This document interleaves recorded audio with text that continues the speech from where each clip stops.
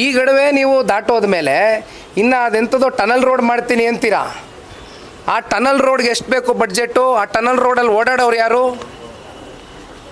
ಹೋಗಲಿ, ಆ ಟನಲ್ ರೋಡಲ್ಲಿ ಹೋಗಿ ಬರೋದಕ್ಕೆ ಎಷ್ಟು ಹಣಕಾಸು ಖರ್ಚಾಗ್ತದೆ? ಐ ಥಿಂಕ್ 640 ರೂಪೀಸ್ ಹೋಗೋಕ್ಕೆ ಬರೋಕ್ಕೆ. ಒಂದು ಈ ಬೆಂಗಳೂರು ಟ್ರಾಫಿಕ್ನ ಕಂಟ್ರೋಲ್ ಮಾಡ್ತಕ್ಕಂಥದ್ದಕ್ಕೆ ಪಬ್ಲಿಕ್ ಟ್ರಾನ್ಸ್ಪೋರ್ಟ್ಗಳನ್ನ ಎಂಕರೇಜ್ ಮಾಡಬೇಕು ಅಂತಕ್ಕಂಥದ್ರ ಬಗ್ಗೆ ನಾನು ಒತ್ತಿ ಹೇಳ್ತೇನೆ. ಅದಕ್ಕೆ ಇವತ್ತು ಮೆಟ್ರೋ ಇರ್ತಕ್ಕಂಥದ್ದು ಯಾಕೆ? ಮೆಟ್ರೋನಲ್ಲೂ ನೀವು ಪ್ರೈಸ್ ಎಕ್ಸ್ ಮಾಡ್ಕೊಂಡು, ಯಾಕೆಂದ್ರೆ ಅಲ್ಲಿ ಓಡಾಡ್ತಕ್ಕಂಥವ್ರು ಯಾರು?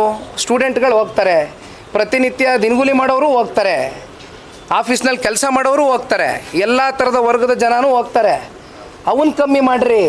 ಇದೇನು ಒಂದು ಯಾವುದೋ ಪ್ರಾಫಿಟಬಲ್ ವೆಂಚರ್ ಥರ ನಡೆಸೋದಕ್ಕೆ ಹೋಗ್ತಾ ಇದ್ದೀರಾ? BMRC ಎಲ್ಲ ಪಬ್ಲಿಕ್ಗೆ ಅನುಕೂಲ ಆಗಬೇಕಲ್ವೇ, ಅವ್ರಿಗೆ ಆಕ್ಸೆಸಿಬಿಲಿಟಿ ಇರಬೇಕಲ್ವೇ, ಅದನ್ನು ಮಾಡಿ ಫಸ್ಟು ನೀವು. ಟನಲ್ ರೋಡ್ ನಿಮ್ಗೆ ಓಕೆ ಇದೆಯಾ ಸರ್? ನೋಡಿ ಸರ್, ಟನಲ್ ರೋಡು 50 ತಿಂಗಳಲ್ಲಿ ಮುಗಿಸ್ತೀನಿ ಅಂತಾರೆ. ಈ ಗುಂಡಿ ಮುಚ್ಚಕ್ಕೆ ಇವ್ರಿಗೆ ಯೋಗ್ಯತೆ ಇಲ್ಲ. ಈ ತಿಂಗಳು ಕಳೆದೋಯ್ತು ಗಡುವು.